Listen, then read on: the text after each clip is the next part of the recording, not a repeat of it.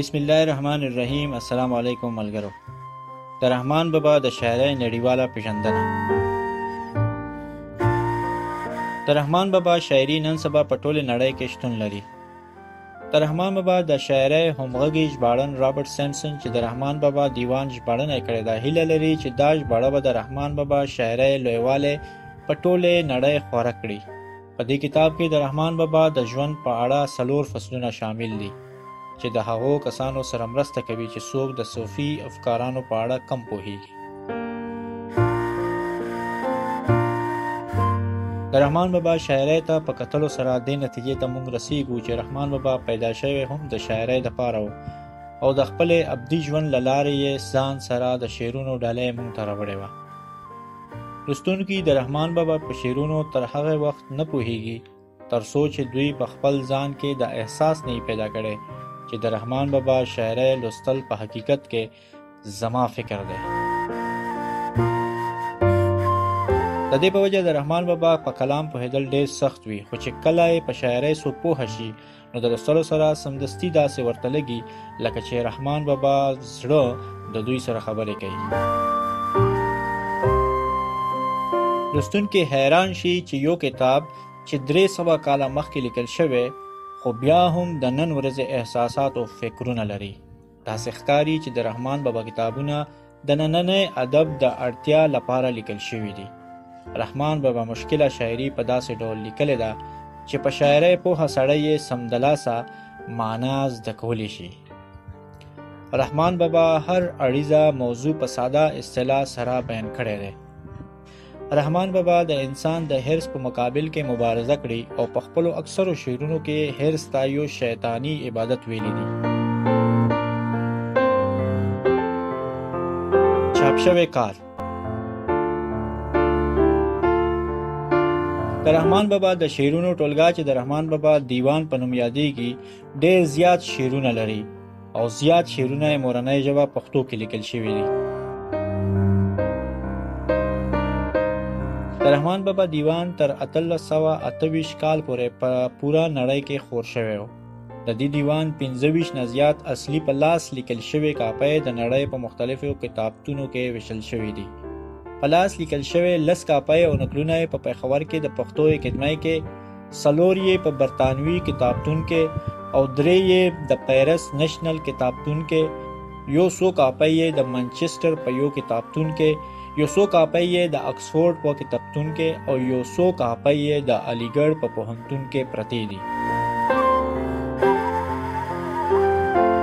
د رحمان بابا دیوان لومړی چاپ شوی نسخه یوه انګریز مشنري ټي پي هیوج په 1878 کې په لاهور کې چاپ کړې وه. دا هغه نسخه ده چې تر نن ورځې پورې په عام ډول کارول کیږي یعنې استعمالیږي.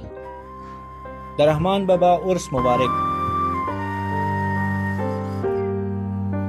رحمان بابا شاوخوا په 1915 کې د دې فانی دنیا څخه سترګې پټې کړې. د رحمان بابا قبر د پېښور په جنوبي څنډه هزارخوانۍ کې پروت دی او په هغې یو لوی ګنبد یا مزار جوړ شوی دی.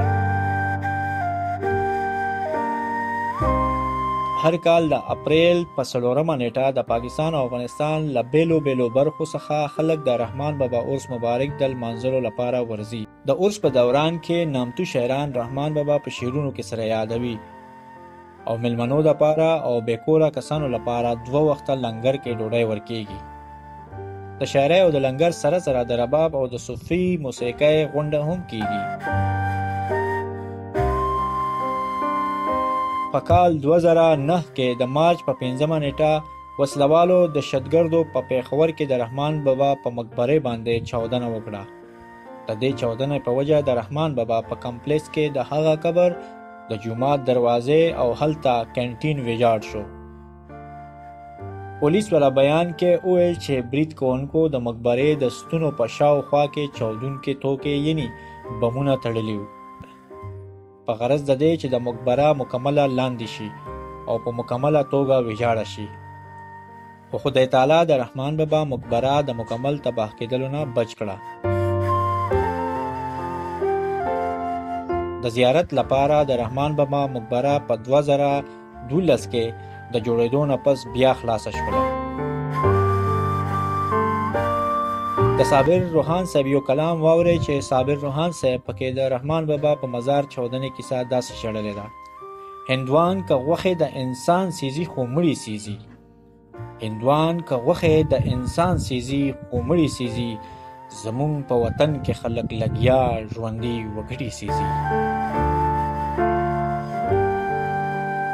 اور چې به بل شو بیا به وچ او لانده ګډ سوځېدل، اور چې به بل شو بیا به وچ او لانده ګډ سوځېدل، دا څنګه اور دی محل نه سیزي جونګړې سیزي.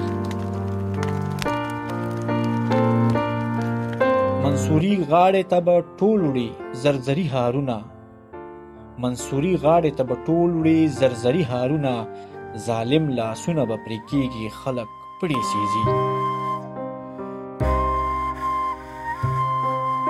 دا چا چارواکي دي د چا لپاره دندې کوي، دا چا چارواکي دي د چا لپاره دندې کوي، قبر ته ورشي د رحمان د مزار تړې سیزي.